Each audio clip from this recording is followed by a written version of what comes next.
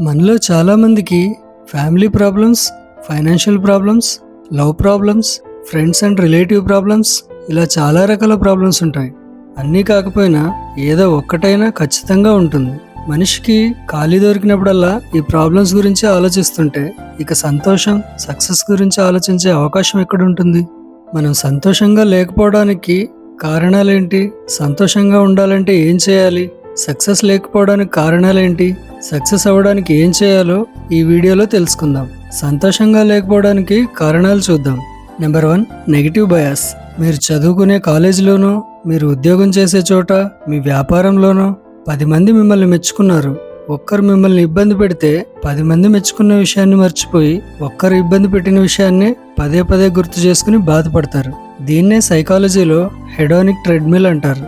Number 2, satisfaction. ఎగ్జామ్లో 60 మార్కులు వస్తే 70 మార్కులు వస్తాయనుకున్నా అని బాధపడతారు. శాలరీ 40,000 వస్తే 50,000 వస్తుందని అనుకున్నా అని బాధపడటం. 10,000 జీతంతోనే ఇంటిని నడిపే వాళ్ళు ఉన్నారని మర్చిపోవడం. ఈ ఏడాది వ్యాపారంలో 10 లక్షల లాభం వస్తుంది అనుకున్నా 8 లక్షలే వచ్చింది అని బాధపడటం. లవర్తో చిన్న గొడవైందని బాధపడటం.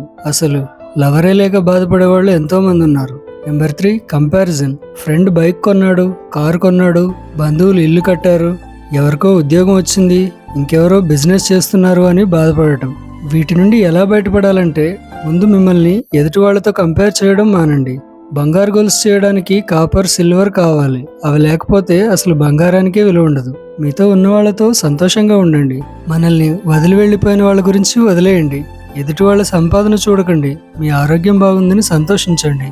ఇక సక్సెస్ గురించి మాట్లాడుకుంటే నెంబర్ 1, ఫియర్ ఆఫ్ ఫెయిల్యూర్. ప్రపంచంలో సేఫ్ జోన్లో ఉండి సక్సెస్ అయిన వాళ్ళు ఒక్కరు కూడా లేరు. సక్సెస్ అంటే రిస్క్, అందుకే ఎక్కువ మంది రిస్క్ తీసుకోరు. రిస్క్ తీసుకున్న వాళ్ళందరూ సక్సెస్ అవుతారని చెప్పలేం, కానీ సక్సెస్ అయిన వాళ్ళందరూ రిస్క్ చేసిన వాళ్లే. శాలరీ లూప్లో నుండి బయటకు రాకపోతే సక్సెస్ ఎప్పటికీ రాదు. Number 2, fixed mind set. మనం ఇది మాత్రమే చేయాలి, ఇది చేయడం మన వల్ల కాదు అని మిమ్మల్ని మీరే లాక్ చేసుకోవడం. నాకు లెక్కలు సరిగా రావు, వ్యాపారం లాస్ వస్తుందేమో, నాకు మాట్లాడడం సరిగా రాదు, నేను లీడర్ని కాలేనేమో, నాకు ఆరోగ్యం బాగాలేదు, నాకు జిమ్ బాడీ రాదేమో, నాకు టెక్నాలజీ తెలీదు, నేను ఫెయిల్ అవుతానేమో అని అనుకోవడం. సక్సెస్ అవ్వాలంటే అన్నీ మీరు చేయాల్సిన అవసరం లేదు. చేయించుకోగల సామర్థ్యం ఉంటే చాలు. మీ పర్సనల్ భయాన్ని కారణాలుగా చెప్పి ఆపేస్తారు. నాకు ఫ్యామిలీ సపోర్ట్ లేదు, డబ్బులు సపోర్ట్ లేవు అని. Number 3, negativity. ప్రతి విషయంలో నెగిటివిటీని చూడడం సక్సెస్ కాకపోవడానికి ముఖ్య కారణం. 100 రూపాయల వస్తువు కొన్నా అది పాడైపోతుందని పదే పదే అనుకోవడం వల్ల అది నిజంగానే పాడవుతుంది. ఏది స్టార్ట్ చేయాలన్నా వాళ్ళు చేసి ఫెయిల్ అయ్యారు, వీళ్ళు చేసి ఫెయిల్ అయ్యారు అని ఏది స్టార్ట్ చేయకపోవడం.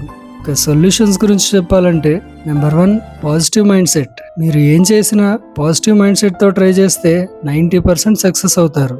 ఒకవేళ ఫెయిల్ అయినా దాన్ని సాల్వ్ చేయడానికి అవకాశాలు కనిపిస్తాయి.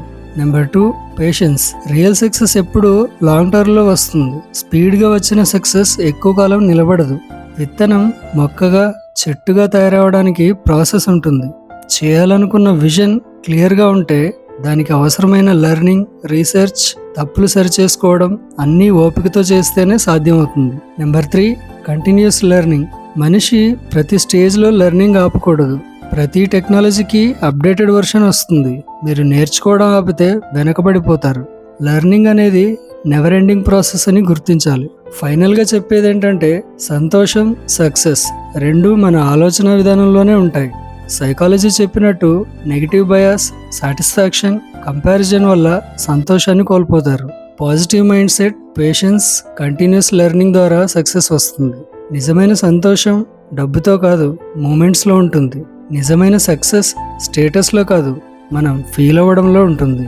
మీరు సంతోషంగా సక్సెస్ సాధిస్తారని ఆశిస్తూ థ్యాంక్స్ ఫర్ వాచింగ్. నమస్తే.